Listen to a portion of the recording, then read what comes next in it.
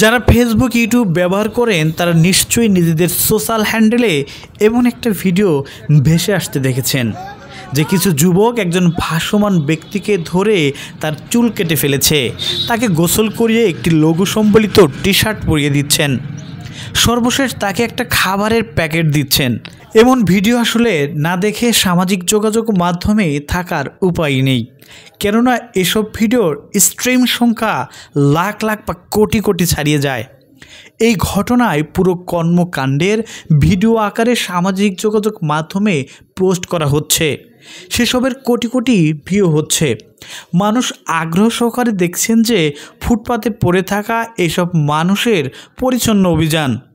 এই তালিকায় ফুটপাতের সাধারণ মানসিক ভারসাম্যহীন এবং ভাসমান মানুষ যেমন রয়েছেন, তেমনি এর মধ্যে রয়েছেন অনেক ফকির, জটাধারী মানুষ, সাধু সন্ন্যাসী সহ যারা অভিভাবকহীন তারা। এই অভিযোগ উঠেছে মাহবুব নামে এক যুবকের বিরুদ্ধে।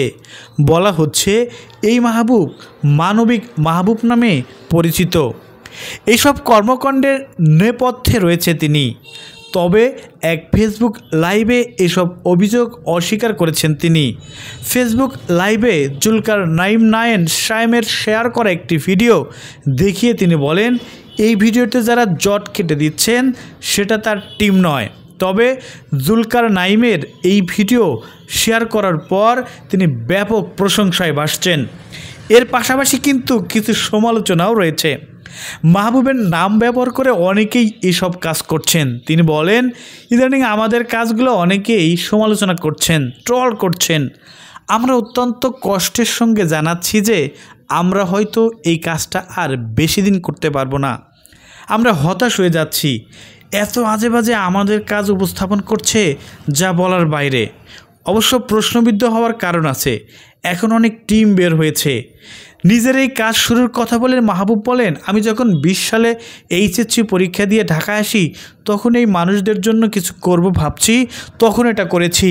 কিন্তু এখন যেভাবে যারা যা পাচ্ছে অমানবিকভাবে করছে, এটা মোটেও ঠিক নয়। সো ভিউয়ার্স, এভাবে রাস্তায় যারা মানুষ হয়, রাস্তায় যারা ঘুমায়, তাদের ধরে একদিন পরিপাটি করে দিয়ে এই ধরনের ভিডিও প্রকাশ করাকে আপনি কিভাবে দেখছেন?